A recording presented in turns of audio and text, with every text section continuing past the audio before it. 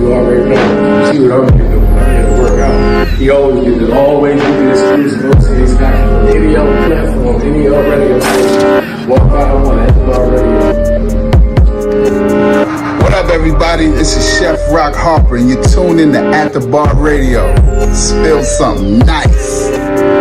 Yeah, you know what it is. Positive vibes only. It's DJ Nasty Nice, Mr. Certified with 930 Certified Entertainment. Official Coalition DJ Davey. Y'all know what it is. And I'm tuned in to At the Bar Radio. Hey, if you ain't right here, you ain't nowhere, man. Let's get it. What up, y'all? It's your girl C-Note, the half of the boss, Pretty Thug Gang, and we out here at the Bar Radio. At the Bar Radio. What you doing? We outside. We out here. We at the bar. Follow me. Hey, what's good, everybody? It's Alexis Limelight. Hey, yo, if you haven't already, make sure you go check my folks out at the Bar Radio, hottest radio station out of the DC area. If you just want to vibe out, or if you're an artist looking for some extra exposure, make sure you tap in with my folks at the Bar Radio. You don't spend time with the dog, Andy. The dog don't know his name. Watch this, Coco. What you fucking see? You don't spend time with him. Anyway, hey, what's up, y'all? It's your man Joe Clear. Listen, you are at the bar, watching At the Bar, because I'm at the bar, and we raising the bar. And those bars! What's up, y'all? Uptown XO. Make sure y'all tune into At the Bar Radio, man. You already know. Hey there. Hey, y'all, this is Melissa B. Neal, and you're listening to At the Bar Radio. Ready? Yeah. You already know this the king of Philly, man. Bar Radio, right. Boy AJ, and you tune in to At the Bar Radio. Let's get it. What's up, y'all? This your boy Super Dave, aka Mr. Incredible, and I'm always rocking with my brother Rakeem, aka 151 at the bar radio. Check it out.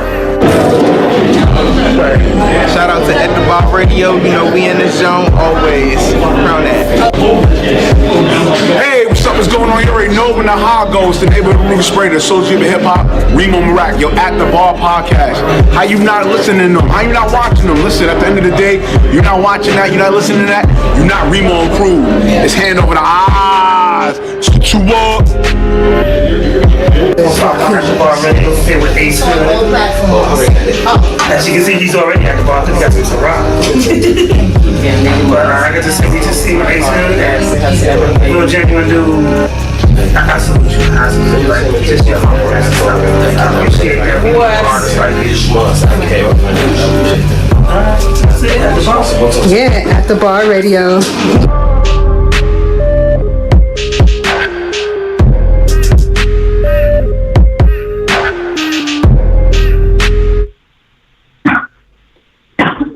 Now you can save on Cox Internet when you add Cox Mobile, which means... What's going on? It's your man 151. We at the Bar Radio. You got a very special guest in the building. Go ahead and introduce yourself, man. Hey, man, for all y'all who don't know, it's YB Cancer, spell it with a K. That's the only way, man. Drip God, I'm reporting here from Atlanta right now. So, YB Cancer. So Alexis from Limelight set this up for me. She always deals with some of the best up-and-coming and hot artists. Tell me a little bit about yourself. I was born in Ohio. I grew up in North Carolina. And I did about 5 years in prison. Coming out of high school, after that, you know, it was a lot of moving around for me, and I lived almost all over the country. I've been doing music since I was like 2. I play a few instruments. I rap, I sing. Last year, I was the top selling artist stream-wise for Universal Music Group in Grooves. My single Flute. Everywhere you can catch it now on any platform. It broke international last year, so right now I'm pretty much focusing on that, man. Just getting my music, pushing it internationally, and telling my story. behind my name, Cancer. Just me. I just want to make everyone feel better, man. Feel good. Put a smile on your face. Leave you after you hear my music feeling better, in a better mindset, in a better space. Yo, I could dig it. I could dig it. So, you said you did. I was listening. So you said you did about 5 years after you graduated high school. Yeah, altogether, Yeah. like altogether, I done did 10 years. But coming out of high school, I made a few bad decisions, and it just led me on a road where I kept making the same, mistake, thinking that it was gonna have a different outcome. Yeah, but you bounced back off of that. Almost definitely, I got tired, man. I got tired of going back and forth, and I started putting my mind towards business, like learning the business aspect of not just this music, but logistics, sales, economics, just my crypto, just the all around money movement, legal money movement, instead of using it for the streets and using it for bad. And I'm trying to take my hustle and turn it into something positive. You know what I mean? So I took my time, my last 3-year bid, and I really sat down and created a game plan.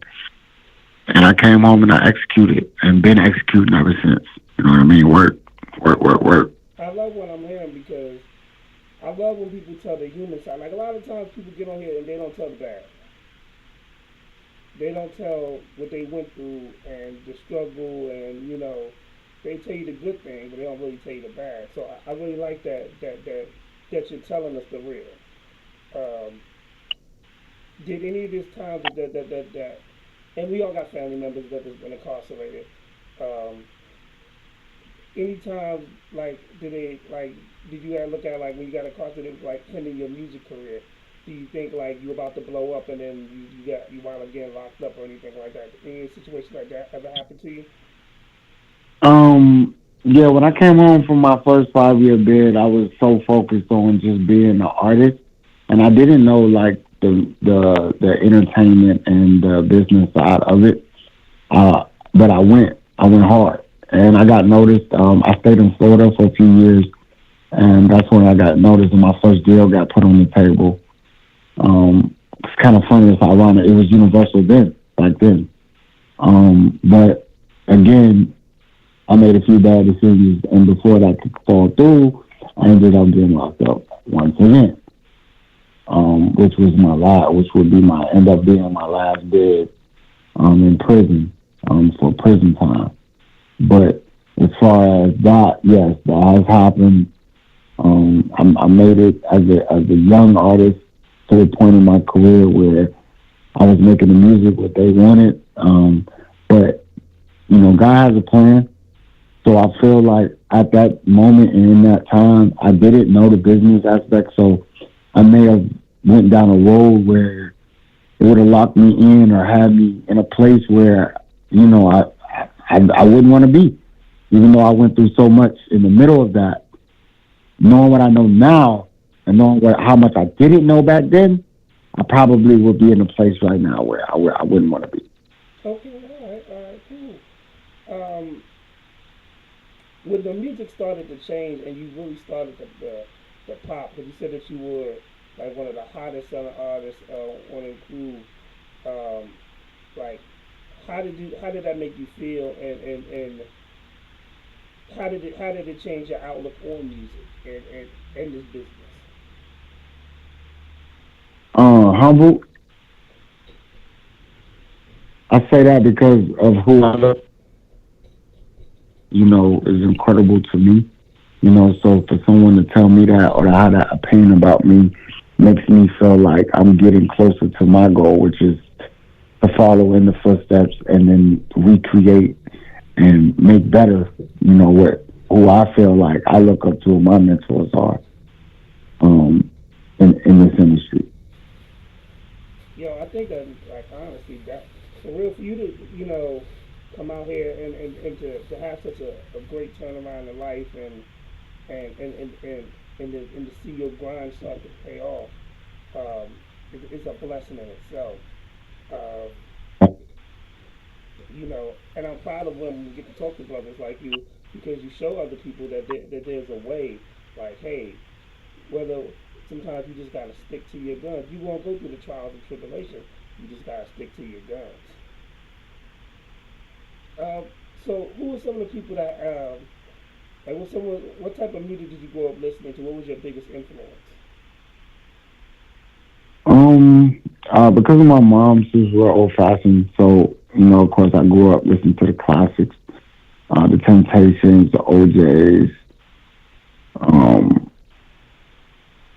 The music that I like, that really did something to me growing up as a kid, first was jazz. It was jazz music. Every Christmas, my mom would turn on these jazz albums, and I got entranced by the sound of Kenny G, and he played the soprano saxophone. And I always been different, but like that was a saxophone that nobody played.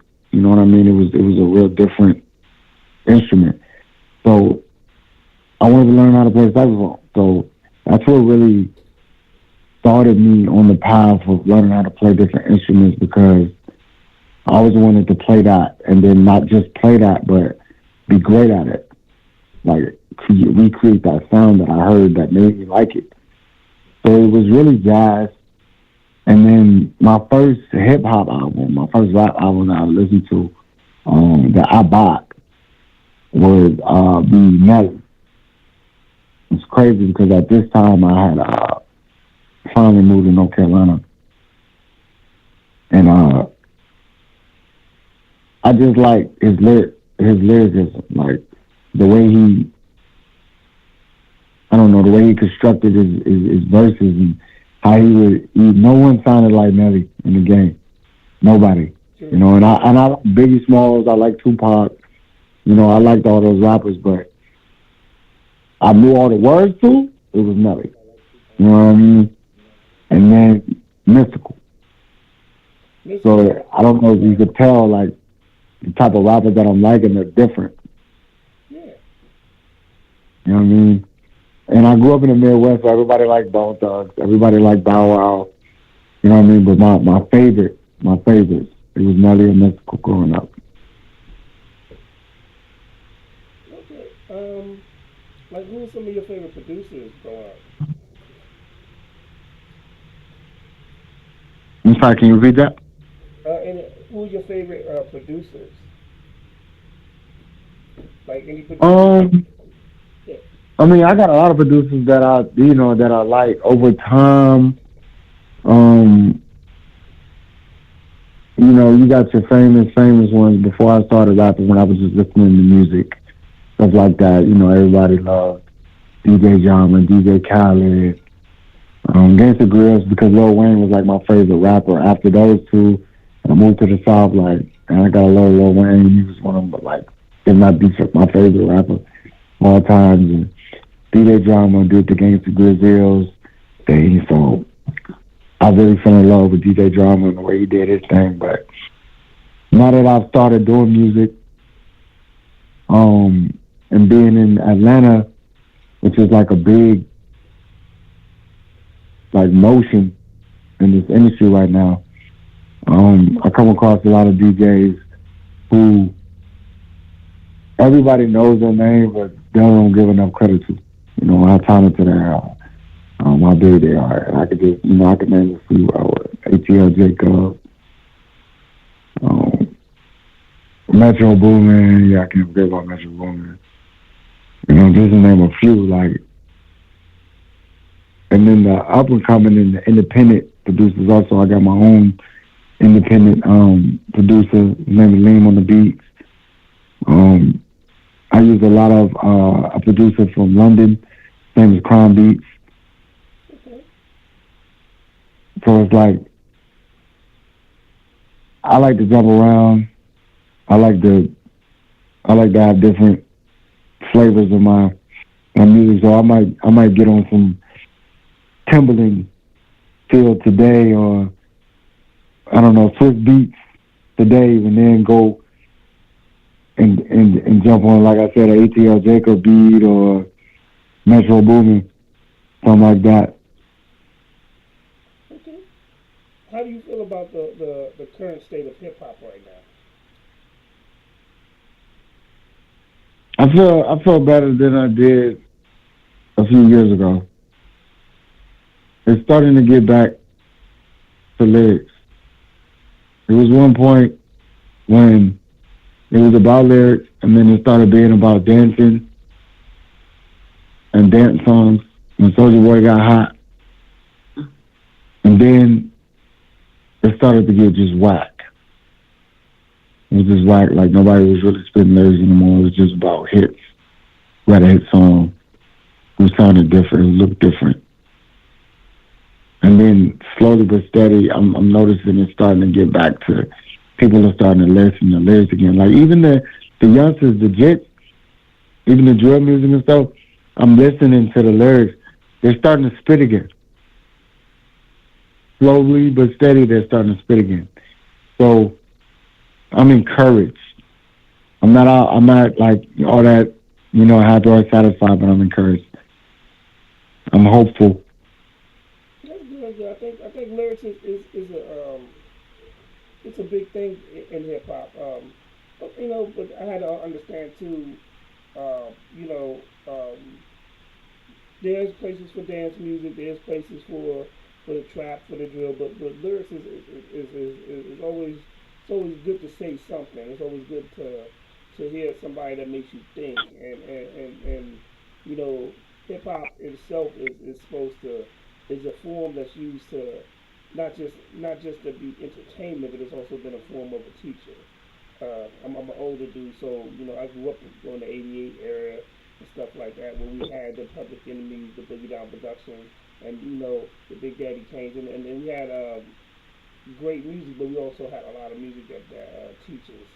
So I get it with the lyrics and stuff. When people say something that makes you like, oh, damn, that was tight, or let me rewind that. What do you mean by that? That makes you like do some research, and having good lyrics and having bars is something that's essential to hip hop too. But also, hey, people love to dance, so of course they're going to dance. Right. You just try to balance, all of it. What I've come into contact with a lot, doing what I do, is people trying to imitate a lot. They do. So, like, touching again on what you said when this first started was, you said you like that I kind of kept it real and told you, the real about what I was going through, the ups and the downs. And that's why my music means so much to me, because I put that in my music. Like, that's how I make my music. Even if it's a happy song or a sad song, I'm trying to use a situation that I've experienced or a feeling, emotion that I felt, and put into this. So my music seems more real to me.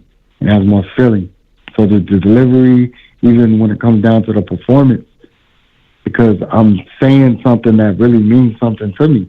This is a display, and it's my way of being able to communicate without having to come out and say certain things and express myself. So that too, like drill, the reason why I say drill, because they kind of changed music a little bit when these youngers brought drill in, but they're trying to incorporate what they're really doing in their everyday lifestyle.